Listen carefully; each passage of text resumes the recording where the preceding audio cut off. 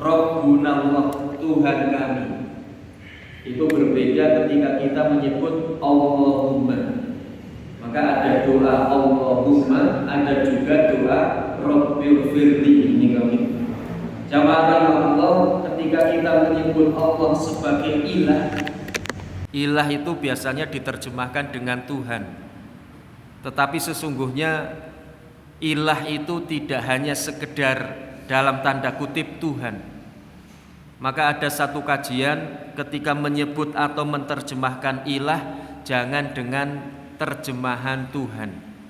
Sehingga kadang-kadang kita menerjemahkan la ilaha illallah, tiada Tuhan kecuali Allah. Sehingga kalimat Tuhan ini mendapatkan satu penjelasan sebetulnya menika nggih, bukan hanya sekedar Tuhan, tetapi sesungguhnya adalah sesembahan. Maka jangan terlalu banyak kita menyebut dengan kalimat Tuhan. Sebetulnya sesembahan. Kenapa? Karena Tuhan kalau disebut 10 kali dengan cepat akan berubah bunyi, nggih mboten? Tuhan, Tuhan, Tuhan, Tuhan, Tuhan, Tuhan. Maka bukan sekedar Tuhan sebetulnya itu, tetapi sesembahan. Lah ketika kita menyebut Allah sebagai ilah, itu adalah Allah sebagai sandaran dalam segala kehidupan kita. Sementara ketika kita menyebut Allah sebagai Rabb, maka Allah sebagai penjaga, pelindung, penanggung. Sehingga jamaah rahimakumullah, ketika kita bersandarkan kepada Allah, itu kita sedang berilahkan Allah. Maka Allah mengingatkan, afara'aita man ittakhadha ilahahu hawahu. Pernahkah kalian melihat seseorang yang sandarannya itu adalah hawa nafsunya? Ini tentang ilah dan Rabb. Rabbunallah summastaqamu terjemahannya adalah istiqomah. Kemudian istiqomah. Kalimat istiqomah ini berasal dari kalimat koma yakumu, ditambahi dengan ista atau alif sin ta. Jadi asli kalimatnya adalah koma yakumu kum, mendirikan dengan tegak, mendirikan dengan lurus. Maka perintah di dalam Al-Quran untuk mendirikan sholat adalah dengan koma yakumu kum wa aqimus sholata. Dan dirikanlah sholat dengan tegak, dirikanlah sholat dengan lurus. Ketika koma ditambahi dengan alif, sin, dan ta, itu salah satu maknanya mempunyai arti adalah mencari atau menuntut atau berusaha. Jadi istiqomah adalah orang-orang yang mencari, orang-orang yang berusaha, orang-orang yang menuntut untuk mendirikan, meluruskan atau menegakkan. Istiqomah berusaha untuk mendirikan, meluruskan, menegakkan. Mendirikan apa? Mendirikan syariat agama Islam di dalam dirinya. Ini kalimat istiqomah. Maka dari kalimat koma yakumu itu juga di dalam surat Al-Fatihah ada satu ayat yang berbunyi ihdinas siratal mustaqim, tunjukkanlah kepada kami jalan yang lurus. Jadi kalau istiqomah itu orang-orang yang berada di dalam jalan yang lurus, sementara siratal mustaqim adalah jalan yang lurus. Jamaah rahimakumullah, apa itu jalan yang lurus? Siratal ladzina an'amta alaihim, yaitu jalan orang-orang yang telah Allah beri nikmat. Berarti kalau kita mencari atau meminta istiqomah adalah kita ingin supaya kita berada, berusaha di dalam jalan yang lurus. Siapa mereka orang-orang yang telah Allah beri nikmat? Siratal ladzina an'amta alaihim. Siapa orang-orang yang telah Allah beri nikmat? Surat An-Nisa Allah menyampaikan, wa may yuti'illah war rasul faulaika ma'alladzina an'amallahu alaihim. Barang siapa yang taat Allah taat Rasul, maka mereka akan bersama dengan orang-orang an'amallahu, orang-orang yang telah Allah beri nikmat atas mereka. An'amallahu alaihim, siapa orang-orang yang telah Allah beri nikmat? Minan nabiyyin, para nabi, wasiddiqin, para orang-orang siddiq, orang-orang jujur, orang-orang benar, wasyuhada, dan orang-orang yang mati syahid, wassolihin, dan orang-orang solih.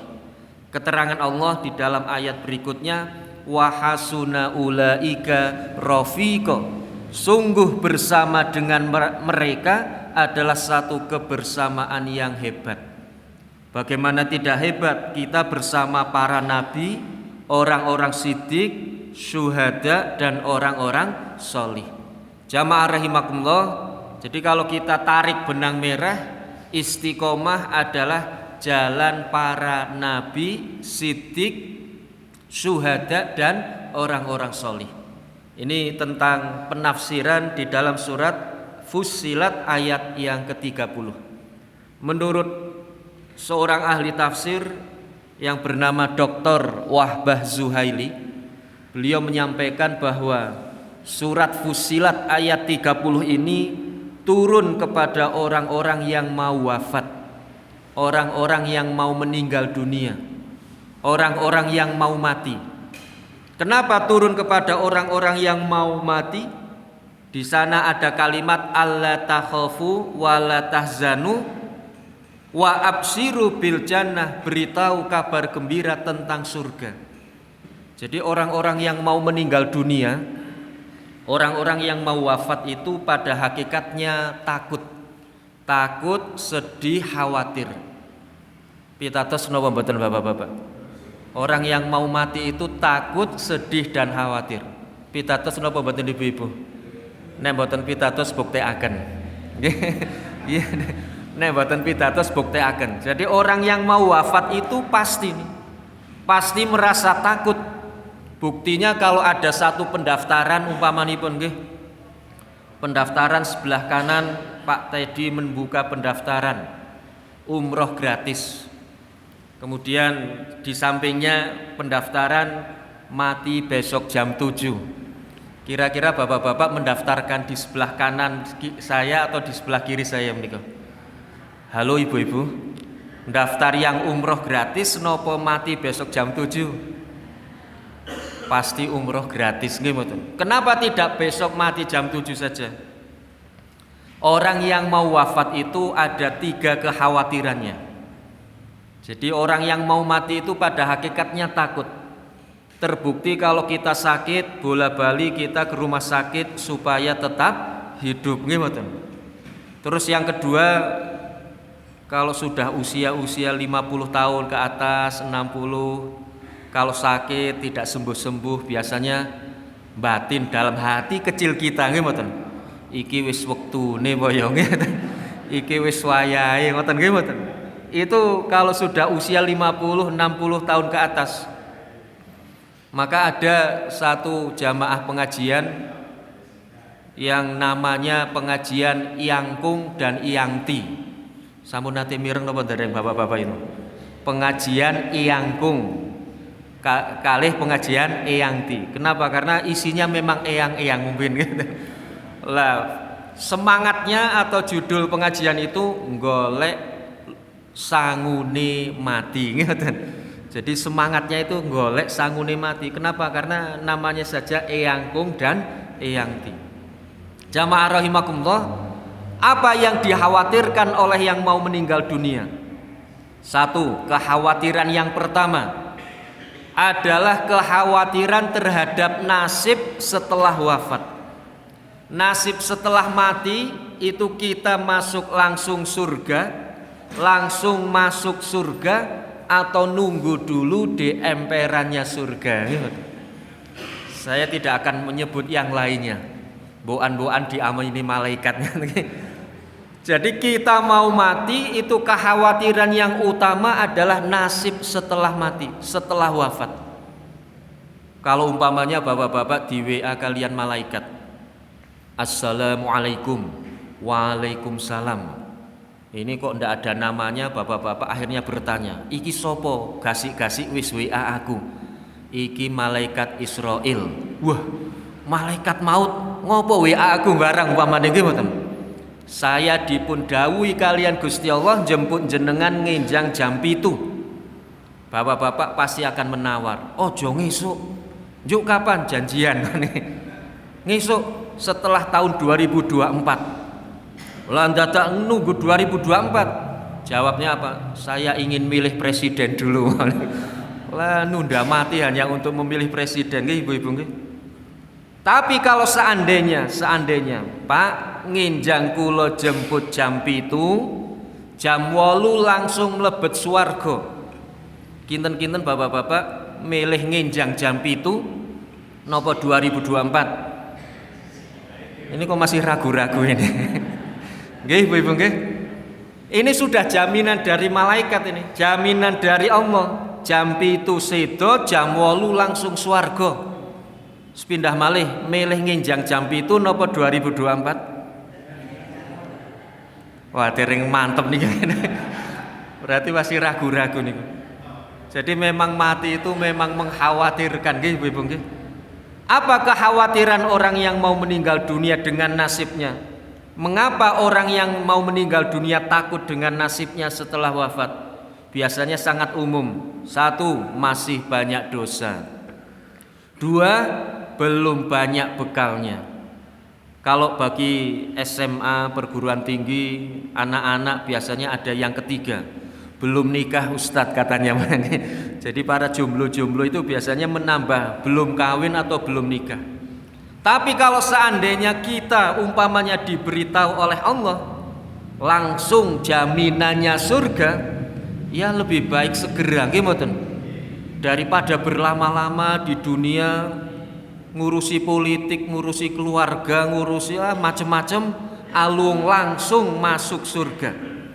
Kenapa? Karena pada hakikatnya syariat agama yang kita laksanakan sehari-hari, dari sholat, puasa, zakat, haji, bahkan menikah, dan apapun kebaikan-kebaikan yang kita lakukan, itu pada hakikatnya salah satunya adalah supaya kita tetap menjadi penduduk asli surga. Jadi kita sholat untuk mencari pahala itu nomor 20. Kita zakat mencari pahala itu nomor 21. Gimana? Kita menikah, kita haji, kita umroh itu nomor sekian untuk mencari pahala. Yang paling utama adalah terbebas dari segala dosa dan salah.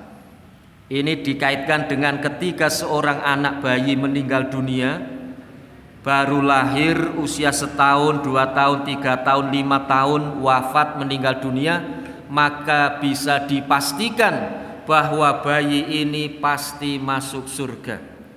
Bahkan ketika kedua orang tuanya ikhlas, sabar, tawakal menerima musibah dari Allah, maka kedua orang tuanya pun mendapatkan tiket masuk surga. Jadi bayi dipastikan masuk surga. Kenapa bayi dipastikan masuk surga? Karena belum punya salah dan dosa. Padahal belum sholat, belum haji, belum puasa, gimana? Tetapi karena belum punya salah dan dosa, pasti masuk surga. Lah kita ini kan sudah terlanjur bayi-bayi 40 tahun, 40 tahun, 50 tahun, bayi 60 tahun dan lain sebagainya, yang sudah terlanjur banyak dosa-dosa. Maka jamaah rahimakumullah, mari kita senantiasa Rabbunallah summastaqomu. Kemudian kekhawatiran yang kedua, ketakutan yang kedua adalah orang-orang yang ditinggal.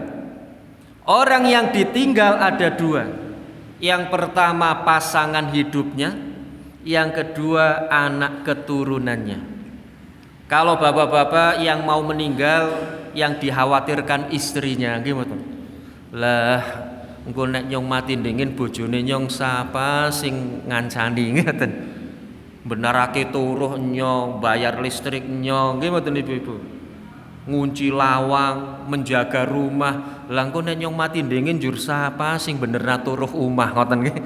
Itu kalau suami mau meninggal. Kalau istri yang mau meninggal, yang dikhawatirkan adalah suaminya. Bagaimana nanti suaminya yang masak, yang nyetrika, yang ngumbah-umbahi nggih ibu-ibu nggih. Wong kadang-kadang suami-suami ini mengatakan, "Bu, nek jenengan sing hudu sing masak nyong ora doyan mangan." Ngoten nggih ibu-ibu nggih. Pokoknya yang masak itu harus istrinya. Lah nanti kalau saya mati duluan yang masak tidak ada, suami saya tidak mau makan sehari-hari, berarti nanti nyusul saya. Ngoten nggih. Itu kalau istri yang mau meninggal. Jadi yang pertama pasangan hidup, yang kedua anak-anak yang ditinggalnya. Kalau bapak-bapak kelihatannya ini putra-putrinya sudah dewasa, sudah berdiri mandiri, sudah berkeluarga. Kenapa? Karena saya lihat bapak-bapak banyak yang sudah bermutu nggih, bapak-bapak nggih.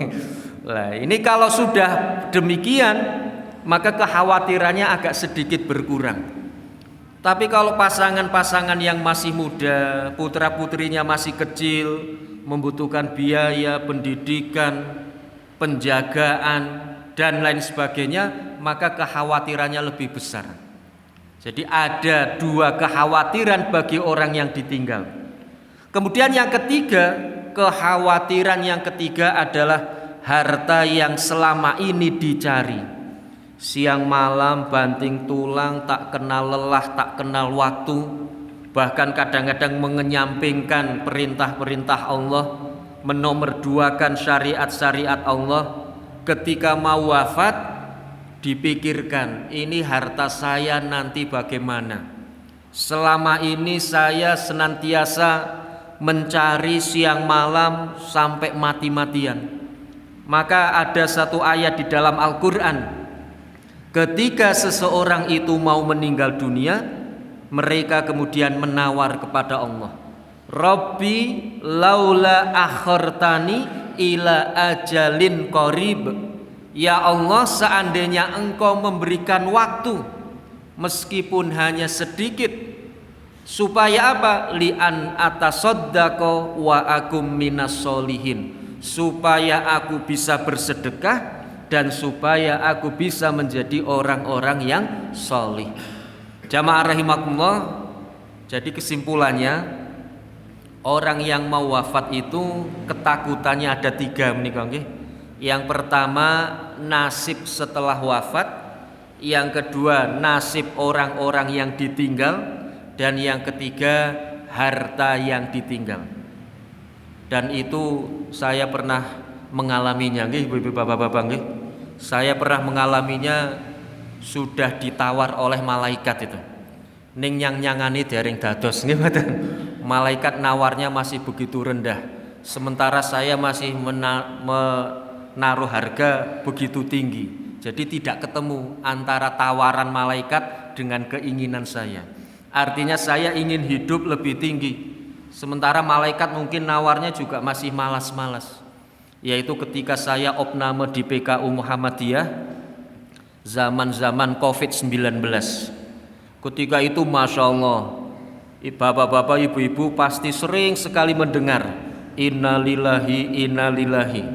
Saya bersama Ustadz Musbihun, adik saya, itu satu kamar itu.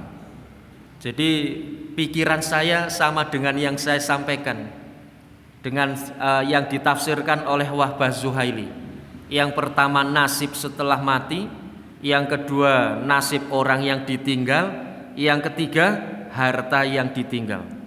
Masya Allah. Ketika seseorang itu mengingat mati, ini bukan riak, tapi bapak-bapak pun akan melakukan yang sama itu. Kalau sudah diberitahu oleh malaikat kematiannya, insya Allah sama dengan apa yang kami lakukan. Jadi ketika saya dengan Ustadz Musbihun, pertama sholat jamaah, sholat 5 waktu tidak mau tanpa jamaah. Pokoknya dari subuh, zuhur, asar, maghrib, isya, 5 waktu itu jamaah terus gimana? Kenapa? Karena Ustadz Musbihun selalu mengingatkan saya itu, Yul, ngati-ati. Kamar sebelah wis wong telu sedo. Nggih kamar sebelah itu. Satu hari sedo niku masyaallah. Pagi, siang, sore. Kayak minum obat. Jadi satu hari ada 3 orang kamar sebelah. Yul ngati-ati. Sanu-sanu malaikat mampir. Setelah kamar sebelah meninggal dunia 3, hari berikutnya saya sama Ustadz Musbihun dipindah ke sini. Walah ketakutannya, wah niki nopo tempat eksekusi. Wah itu mengerikan sekali itu. Jadi kalau sudah diberitahu kematiannya itu sholat 5 waktu berjamaah. Yang kedua, sholat sunnah qobliyah ba'diyah 12 rakaat satu hari menika. Kenapa? Karena yakin dengan hadis Rasulullah. Man shalla fi yaumin wa lailatin isna asrota rakaatan bunyalahu baitan fil jannah. Sing sapa wonge salat 12 rakaat awan karo bengi, maka akan dibangunkan rumah di surga. Salat 5 waktu berjamaah, salat sunnah, salat duha. Kalau hari biasa mungkin hanya 2 rakaat, 4 rakaat. Kemarin ketika Covid-19 8 rakaat, nggih. Setelah duha baca Al-Qur'an, salat tahajud. Setelah salat tahajud baca Al-Qur'an sampai salat subuh. Itu ketika ingat kematian. Bapak-bapak, ibu-ibu, insya Allah sama dengan apa yang kami kerjakan kalau ingat dengan kematian.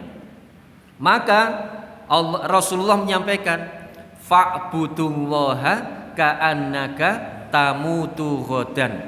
Sembahlah Allah, beribadahlah kepada Allah seolah-olah kalian mau mati besok hari. Itu ketika Covid-19. Sekarang karena sudah tidak ada Covid, kadang-kadang lupa ngeten. Sholat jamaah sebisanya, sholat sunnah sedapatnya, sholat duha sak kobri. Itu sekarang. Dulu masya Allah ketika ada bencana itu ingat kematiannya begitu tinggi. Jamaah rahimakumullah, ada 3 menika nggih. Yang pertama, khawatir dengan nasibnya setelah wafat. Jangan khawatir. Kenapa? Karena Allah telah memberikan hiburan kepada kita. Surat Fusilat ujung ayat mengatakan, wa absiru bil jannah. Janganlah engkau takut, janganlah engkau khawatir, tempat kamu adalah surga. Syaratnya 2, Rabbunallah sumastaqomu. Tuhan kami Allah, sesembahan kami Allah, pelindung kami Allah, kemudian istiqomah. Jadi kalau kita istiqomah dan Rabbunallah, tidak usah khawatir. Allah sendiri sudah memberitahu, tempat kamu adalah surga. Berarti sama tadi seperti pertanyaan saya. Bapak-bapak, ibu-ibu, kalau seandainya di WA malaikat jam 7 wafat, jam 8 surga, lebih baik, lebih cepat, lebih baik. Ini sudah jaminan Allah. Surat Fusilat ayat 30. Sementara terhadap orang-orang yang ditinggal, tidak usah khawatir dengan mereka-mereka. Kenapa? Surat Shaf ayat 159 Allah menyampaikan, inna waliyallah, sesungguhnya pelindungku, penjagaku adalah Allah, alladzi nazzalal kitab, yang telah menurunkan Alkitab, wa huwa yatawallas sholihin, dan dialah Allah yang akan menjaga, melindungi orang-orang yang solih. Jadi kalau bapak-bapak, ibu-ibu meninggalkan orang-orang yang solih, keturunan yang solih, pasangan hidup yang solih atau solihah, maka tidak perlu khawatir, tidak perlu takut. Kenapa? Karena mereka dalam lindungan Allah, dalam penjagaan Allah. Ini kita kaitkan dengan yang sedang terjadi sekarang. Umat Islam sedang melaksanakan ibadah haji. Ada satu ritual atau manasik yang disebut dengan syai. Sa'i itu berasal dari kalimat sa'a yas'a, artinya berusaha atau ikhtiar dengan sekuat tenaga. Sa'a atau sa'yun, walaisa linnasi illa ma sa'a, dan tidaklah bagi manusia kecuali yang diusahakan, kecuali yang diikhtiarkan. Maka kemudian menjadi sa'i. Lah, perbuatan atau aktivitas sa'i ini sebetulnya adalah napak tilas dari Siti Hajar. Kalau bercerita sedikit, Nabi Ibrahim itu kan punya istri dua menikah nggih. Istri yang pertama Sarah, istri yang kedua Hajar. Ketika Hajar belum punya putra, menurut Sarah Nabi Ibrahim masih bisa adil. Ketika Hajar belum punya Ismail. Tapi begitu Hajar punya Ismail, maka ada timbul kecemburuan. Jadi Sarah ketika Hajar belum punya Ismail masih tenang, Ibrahim masih adil. Kalau habis pengajian Ibrahim pulang bawa jajan dua, yang satu untuk Sarah, yang satu untuk Hajar. Piknik kemana oleh-olehnya dua, yang satu untuk Hajar, yang satu untuk Sarah. Beli apa saja itu dua, Sarah dan Hajar.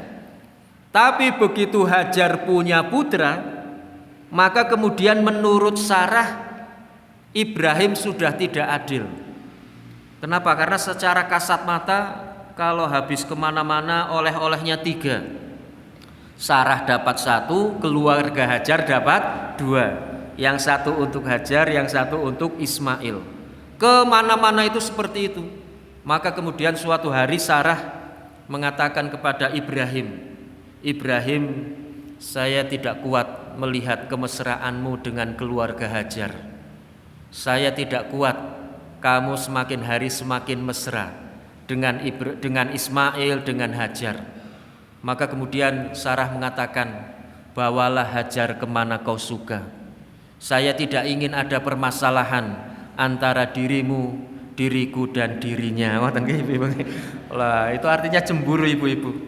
Itu setingkat nabi saja, setingkat nabi yang kemudian mungkin pasti Nabi Ibrahim berusaha adil, tetapi di mata Hajar, di mata Sarah, di hadapan Sarah, pemikiran Sarah, Ibrahim menurut dia tidak adil.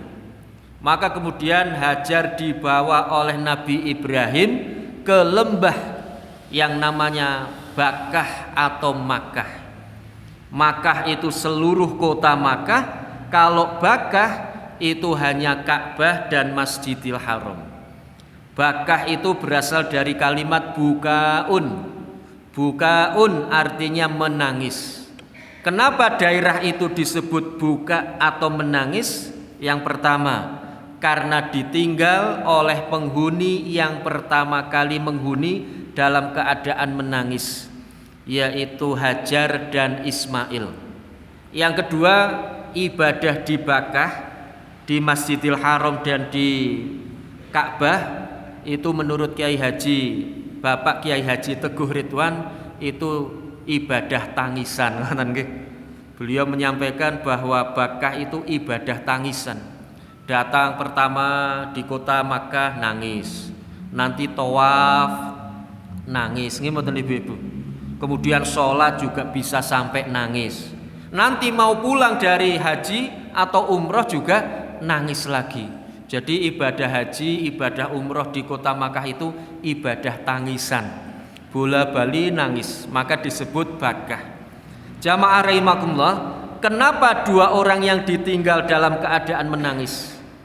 Ada satu riwayat atau satu cerita yang saya senang membaca berulang kali itu.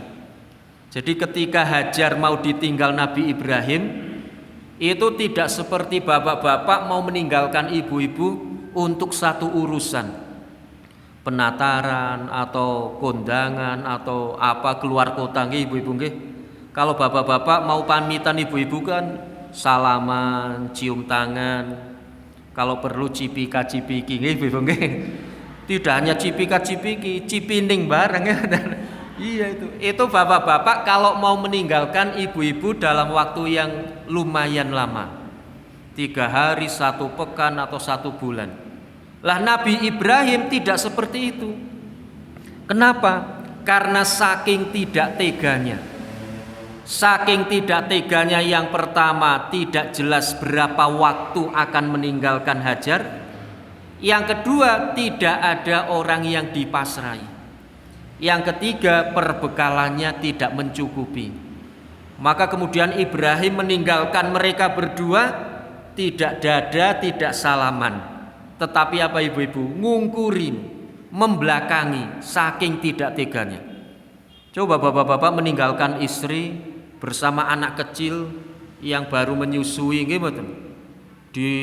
tidak usah jauh-jauh, di hutan, tengah hutan wadah selintang sana saja. Wah, itu sudah tidak bisa makan, tidak bisa tidur. Kenapa kelingan mawon itu? Apalagi Nabi Ibrahim. Maka ada 3 pertanyaan, 2 pertanyaan dijawab, 1 pertanyaan minta maaf kebalik. 2 pertanyaan tidak dijawab, 1 pertanyaan dijawab dengan tegas dan jelas. Pertanyaan yang pertama, Ibrahim, engkau meninggalkan kami bersama siapa? Ibrahim mendel mawon. Amargi napa? Tidak ada siapapun di lembah itu. Pertanyaan yang kedua, Ibrahim, engkau meninggalkan kami bersama apa? Artinya membekali apa? Ibrahim pun tidak menjawab. Kenapa? Karena bekalnya tidak banyak dan tidak tentu kapan akan dijemput lagi oleh Nabi Ibrahim. 2 pertanyaan tidak dijawab. Pertanyaan yang ketiga, Ibrahim, apakah Allah yang memerintahkan engkau meninggalkan kami di sini? Maka dijawab dengan tegas oleh Nabi Ibrahim, iya, Allah yang perintah aku meninggalkan kalian berdua di sini. Apa jawab Siti Hajar ketika mendengar bahwa itu perintah Allah? Hajar kemudian mengatakan, alhamdulillah. Kalau Allah yang perintah, Allah yang jaga. Kalau Allah yang perintah, Allah yang melindungi. Kalau Allah yang perintah, Allah yang akan menanggung. Maka jamaah rahimakumullah, ketika kita melaksanakan perintah Allah apa saja, dari yang kecil sampai yang besar, dari yang remeh sampai yang rumit, tidak usah khawatir, tidak usah takut, pasti Allah akan melindungi, menjaga dan menanggung. Ini artinya kalau dikembalikan kepada orang yang mau wafat, meninggalkan generasi-generasi yang solih dan solihah, tidak usah khawatir seperti Nabi Ibrahim meninggalkan istri dan anaknya, pasti senantiasa dalam lindungan dan tanggungan Allah Subhanahu wa ta'ala. Kemudian yang kedua, dari Siti Hajar kita bisa belajar. Apa belajarnya? Ada 1 quotes, quotes itu apa? Ikhtiarlah, berusahalah seperti ikhtiarnya Hajar. Mencari air bolak-balik Safa Marwa 7 kali bolak-balik, ternyata rizkinya ada di kaki Nabi Ismail. Artinya kita berusahalah apa saja yang dibolehkan, diizinkan, dihalalkan oleh Allah. Allah akan memberikan rizki kepada siapa? Kadang-kadang tidak sesuai dengan ikhtiar kita, kadang-kadang tidak sesuai dengan usaha kita. Cari kesana kemari, cempulek ngoten nggih. Cempulek niki napa ibu-ibu? Jebul-jebul ngoten. Jebul-jebul rizkinya di kaki Nabi Ismail. Beberapa hari yang lalu saya menyampaikan ini. Ada bapak-bapak yang mendekati saya, Pak Yuli, nopo sing disampaikan Pak Yuli niku leres. Kula pun ngalami. Nopo sih Pak? Kula niku riyen pados bojo nggih. Wah, tekan Semarang, tekan Jogja, tekan Magelang, tekan Temanggung. Jebul-jebul bojone malah tanggane dhewe ngoten nggih. Ngonten apa mboten ibu-ibu? Terus saya timpali, oh sami Pak, nek kula kewaliane. Riyen harapane bojone dekat-dekat saja. Saya sama istri, semoga istri saya tidak cemburu. Istri saya harapannya dekat-dekat saja, malah dapat yang jauh ngoten. Bapak-bapak, ibu-ibu mungkin sama seperti itu nggih. Kadang-kadang sudah kenalan di sana, kenalan di sini, jebul-jebul malah pek nggo mawon nggih bapak-bapak nggih. Itu namanya rizki.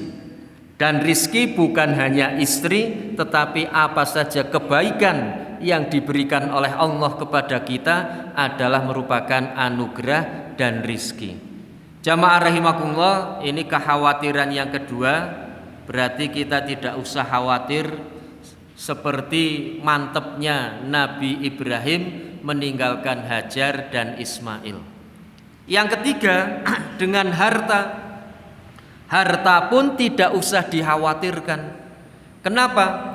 Karena sesungguhnya ketika kita meninggalkan generasi yang solih dan solihah, urusan harta pasti akan bermanfaat. Urusan harta pasti terjauhkan dari fitnah. Seolah-olah Allah memberitahu kepada kita, hai calon meninggal dunia, atau hai calon mati. Calon mati disingkat nopo bapak-bapak ibu-ibu? Camat meninggal. Wahai para camat-camat, jangan khawatir dengan harta yang kau tinggalkan. Kenapa? Karena kamu meninggalkan generasi yang solih dan solihah. Di tangan orang-orang yang solih, hartamu akan bermanfaat. Di tangan orang-orang yang solih, hartamu akan menjadi sumber sedekah, sumber amal jariah, bukan sumber masalah atau sumber fitnah. Kenapa? Karena kamu meninggalkan orang-orang yang solih. Orang-orang yang solih itu urusan harta kecil. Kenapa? Karena orang-orang yang solih itu adalah ingin supaya hartanya bermanfaat. Ada diterjemahkan oleh orang Jawa menikah nggih. Orang Jawa mengatakan pikul dhuwur pendem jero wong tuwa. Pikul dhuwur pendem jero. Artinya apa? Ketika seseorang meninggal dunia, orang tua meninggal dunia, bapak ibu telah tiada, maka anak keturunannya ini meskipun tidak mengalamatkan apapun kebaikannya untuk kedua orang tuanya, tetapi ketika anak-anaknya melakukan kebaikan amal solih, insya Allah kedua orang tuanya akan mendapatkan kesalihan atau pahala dari kesalihan anak-anaknya. Kita hari ini sedang pengajian. Bapak-bapak, ibu-ibu datang ke masjid melaksanakan pengajian Ahad pagi, sedekah, silaturahmi dan lain sebagainya. Amal solih yang kita kerjakan, orang tua kita pun mendapatkan pahala dari kebaikan-kebaikan kita. Meskipun tidak kita alamatkan menikah, tidak kita alamatkan, tidak kita berikan kepada beliau-beliau. Dan sebaliknya pula, ketika kita melakukan keburukan, kemaksiatan, dosa, salah, maka orang tua kita pun akan mendapatkan bagian dari dosa-dosa yang kita kerjakan. Itu artinya kemudian biasa diterjemahkan juga oleh orang Jawa, ojo gawe petenge kubur wong tuane. Nggih mboten? Jangan sampai membuat gelap kuburnya orang tua. Jamaah rahimakumullah, ini surat Fussilat ayat 30 kaitannya dengan orang yang mau wafat. Kaitannya dengan, karena ada dua menikah. Yang pertama dengan orang yang mau wafat, yang kedua itu menurut Wahbah Zuhaili ketika kita meninggalkan atau ditinggalkan atau selesai dari amal solih. Beberapa bulan yang lalu kita baru Hari Raya Idul Fitri. Sebelum Hari Raya Idul Fitri ada bulan Ramadan, nggih bapak-bapak ibu-ibu nggih. Kemarin hari rayanya 2 kali. Kalau tidak salah hari Jumat dan hari Sabtu. Ini tahun ini juga kelihatannya ada dua meninggal. Tanggal 28 Muhammadiyah sudah menentukan dan tanggal 29 28 29. Tidak apa-apa, perbedaan itu satu hal yang niscaya. Kenapa? Karena kita lahir juga karena perbedaan. Kalau orang tua kita sama, kita tidak mungkin lahir ke dunia, gimana? Orang tua kita kok laki-laki semua, tidak mungkin melahirkan. Atau orang tua kita putri semua, tidak mungkin melahirkan. Kadang-kadang satu keluarga saja sudah berbeda. Ibu-ibu, bapak-bapak, umpamanya kadang-kadang cerita nggih. Iya, bocah 5 ya werna 5, bocah 10 ya werna 10. Itu baru satu keluarga antara bapak dan ibu yang sama. Apalagi sudah berkeluarga, itu perbedaan menjadi satu hal yang sangat-sangat niscaya. Itu yang pertama. Yang kedua, masalah perbedaan hari raya itu adalah masalah ijtihad. Di dalam ijtihad tidak ada yang berdosa, adanya semuanya berpahala. Maka tidak usah khawatir, semuanya berpahala. Hanya saja bedanya, kalau benar dapat 2, kalau salah dapat 1. Jadi baik yang Jumat ataupun yang Sabtu itu semuanya berpahala. Hanya pertanyaannya siapa yang dapat 2, siapa yang dapat 1, wallahu a'lam. Kita serahkan kepada Allah Subhanahu wa taala. Meskipun masing-masing sudah mempunyai dalil, mempunyai dasar yang kuat, tetapi tetap saja ada yang salah, ada yang benar. Tapi tidak berdosa, hanya 1 dan 2. Hanya saja kalau kita memang yakin hari Jumat, mari kita laksanakan Jumat, mari kita kerjakan Jumat. Kalau yakin Sabtu, kita laksanakan Sabtu, kita yakini Sabtu. Jangan sampai kemarin banyak sekali nggih Bapak-bapak, Ibu-ibu nggih. Kemarin ketika hari raya 2, kita hari Jumat, mereka pemerintah hari Sabtu. Banyak yang yakin hari Sabtu, hari Jumatnya sudah tidak puasa. Leres napa mboten Bapak-bapak? Jadi hari Jumatnya sholatnya hari Sabtu, sholatnya hari Sabtu. Tapi hari Jumat sudah tidak puasa. Jur hari Jumat, hari Sabtu itu sholat apa? Ini membicarakan bagi orang yang plin-plan, bukan orang yang hari rayanya Sabtu atau Jumat. Saya membicarakan orang yang hari rayanya Sabtu tapi Jumat sudah tidak puasa. Apa kata mereka yang tidak puasa hari Jumat? Mumpung okeh kancane. Jadi wong ndak ada temannya saja ndak puasa, apalagi banyak temannya, Dan yang kedua, mumpung entuk kortingan. Maka ketika saya itu ketika pulang dari sholat Id, saya dapat WA itu.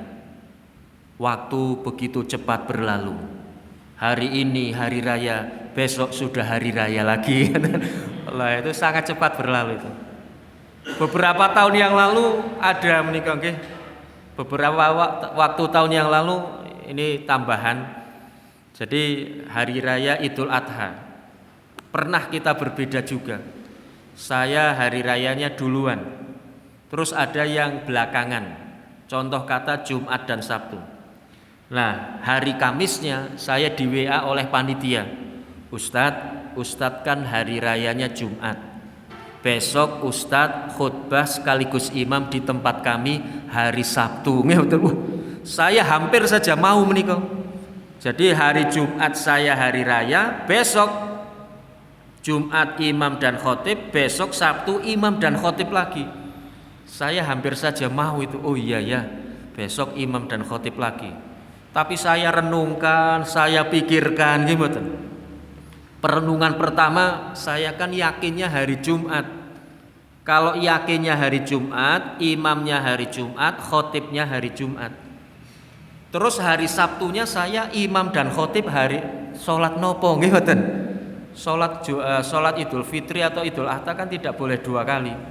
Saya pikir, wah, saya sholat yang besok khusus saya, berarti sholat besok, imam khotib saya besok tidak sah. Khusus saya, khusus imamnya. Kalau saya imam sudah tidak sah, khotib tidak sah, wah ngimami sekian banyak orang, nanti mereka menjadi tidak sah. Wah saya berarti nanggung dosa mereka ngimut. Wah saya tidak berani. Akhirnya saya batalkan. Pak, saya sudah yakin hari rayanya Jumat, imam dan khotib juga hari Jumat. Maka saya tidak mau untuk jadi imam dan khotib hari Sabtu. Jenengan cari saja imam dan khotib yang hari rayanya Sabtu. Kenapa? Karena kalau saya tidak sah berarti mereka jadi tidak sah menikah. Nah, ini jamaah rahimakumullah tentang hari raya, monggo sedikit saja. 28 Juni itu 10 Dzulhijjah, berarti dikurangi 10 menjadi 18. Artinya 1 Dzulhijjah itu mulai tanggal 18 Juni. Apa yang ingin kami sampaikan 1 Dzulhijjah mulai 1 Dzulhijjah 18 Juni?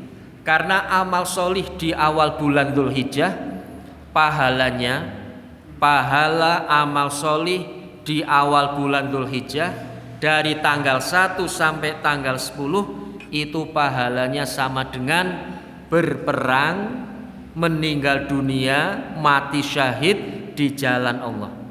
Berperang tidak kembali dengan harta dan dengan diri kita.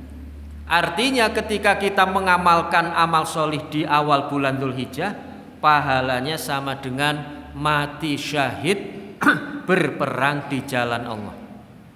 Ini berdasarkan atas hadis Rasulullah yang sahih. Ma min ayyamil amali solih ahabbu ilallahi azza wa jalla min hadhil ayyam.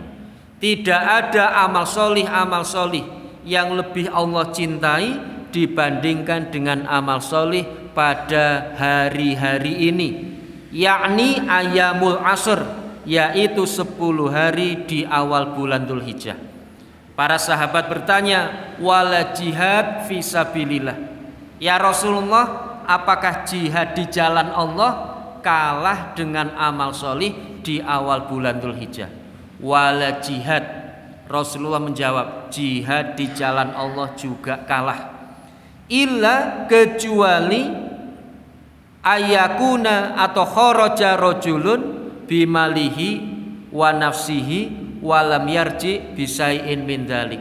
Kecuali seseorang keluar dari rumahnya membawa harta, membawa dirinya dan tidak kembali dengan harta dan dirinya. Itu baru menyamai amal solih di awal bulan Dzulhijjah. Jamaah rahimakumullah, mungkin menika ingkang saged kula aturaken wonten injing menika. Kalau ada kebenaran apa yang kami sampaikan, kami benar-benar hanya menyampaikan. Kalau ada kesalahan kekeliruan apa yang kami sampaikan benar-benar atas kebodohan kami di dalam menyampaikannya, maka mohon maaf yang sebesar-besarnya. Nasrun minallah wa fathun qarib. Assalamualaikum warahmatullahi wabarakatuh.